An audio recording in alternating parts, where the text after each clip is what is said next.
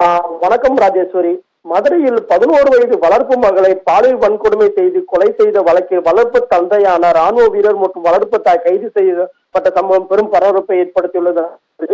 மதுரை மாநகர பகுதியான கோசாகுளம் பகுதியில் 11 வயது சிறுமி தாய் உயிரிழந்த நிலையில் தந்தையும் வேர்திருவம் செய்து அவரது அண்ணன் ஆகிய இருவரும் வளர்த்து பெற்றோர்களான பெரியப்பா மற்றும் பெரியம்மா ஆகியோர் பராமரித்து வந்துள்ளனர். அது சரி. இந்நிலையில் சில மாதங்களுக்கு முன்பாக சிறுமியின் அண்ணன் கண்மாயில் நீரில் மூழ்கி உயிரிழந்த நிலையில் சிறுமி மட்டும் தன் வளர்ப்பு பெற்றோருடன் இருந்துள்ளார்.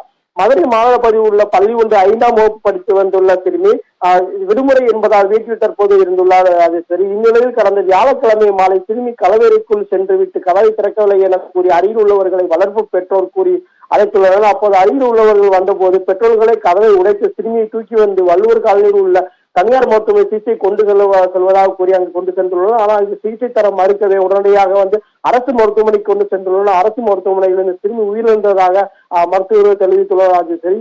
இதனை அடுத்து சிறுமியின் உயிரிழந்தது சந்தேகம் இருப்பதாக கூறி கூடல் காவல்துறை சந்தேக மரணம் என வழக்கு பதிவு செய்து அரசு மருத்துவமனை உடற்குறாவை அனுப்பி வைத்தனர்.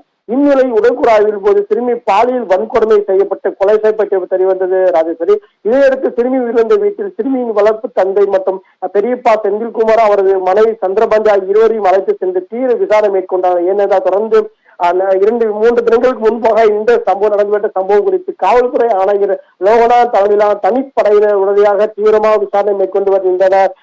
இந்த நிலையில் பெரியப்பா மற்றும் பெரியம்மாவிடம் தீவிர விசாரணை நடத்தப்பட்டதில் பெரியப்பா வளர்ப்பு ராணுவ வீரரான இருந்தவர் செந்தில்குமார் வளர்ப்பு மகன சிறுமியை பால் வன்கொடுமை செய்த போது வளர்ப்பு மகள் கத்தியதால் கழுத்தை நிறுத்தி கொலை செய்து பின்னர் அங்கு செந்தில்குமாரின் மனைவி சந்திரபாண்டி வளர்ப்பு மகளை உயிரிழந்த நிலையில் இருக்கிற கிட்டத்தட்ட இருவரும் சேர்ந்து அந்த சிறுமியை கழிவறைக்குள் சென்று குழாயை திறந்து விட்டு அங்கேயே அந்த சிறுமியை போட்டுவிட்டு ஒரு நாடகம் ஆடியுள்ளனர். அது சரி. என்னதான் தொடர்ந்து ராணுவ வீரரும் மற்றும் அவர்கள் மனைவி சேர்ந்து கொண்டு அந்த சிறுமியை கொலை செய்து விட்டு பாலியல் வன்கொடுமை செய்து அந்த சிறுமியை கொலை செய்து விட்டு அந்த சிறுமியின் உடலை அங்க இருக்குள்ள அவர் வீட்டில் உள்ள பாத்ரூமில் போட்டு குழாய்களை திறந்து விட்டு குளிக்க சென்ற சிறுமி உயிரிழந்ததாக அருகில் உள்ளவர்கள் நம்ப வேண்டும் என்பதற்காகவே இந்த ஒரு நாடக சம்பவம் அரங்கேறுவது. ராஜேஸ்வரி. தொடர்ந்து அருகில் உள்ள வந்தவர்களிடம் இது பிரியாணி சாப்பிட்டனால் ஃபுட் பாய்சன் ஏற்பட்டுள்ளது, அதாவது மயங்கி விழுந்துள்ளார் என்று கூறி மருத்துவமனைக்கு அழைத்து சென்று அவர் இறந்துள்ளதாக உறவினர் அந்த பெரியப்பா மற்றும் பெரியம்மா தெரிவித்துள்ளனர். இந்த இறப்பில் சந்தேகம் அடைந்த காவல்துறையை தொடர்ந்து தீவிர விசாரணை தனிப்படை தீவிர விசாரணை மேற்கொண்ட போதில் திடுக்கிடும் உண்மைகள் வெளிவந்துள்ளது. தொடர்ந்து விசாரணை அடிப்படையில் 11 வயது வளர்ப்பு மகளா சிறுமியை பால் வன்கொடுமை செய்து கொலை செய்ததாக போக்சோ வழக்கின் கீழ் ராணுவ வீரர் செந்தில்குமார் மற்றும் கொலை சமயத்தில் மறைத்து உடந்தையாக இருந்ததாக அவரது மனைவி சந்திரபாண்டி ஆகிய இருவரையும் கைது செய்து கூடல் காவல்துறையை தற்போது விசாரணை மேற்கொண்டு வருகிறார். சரி. தொடர்ந்து வளர்ப்பும் பெரியப்பா மற்றும் பெரியம்மாவை கொலை செய்த சம்பவம் மதுரையில் பெரும் பரபரப்பை ஏற்படுத்தியுள்ளது.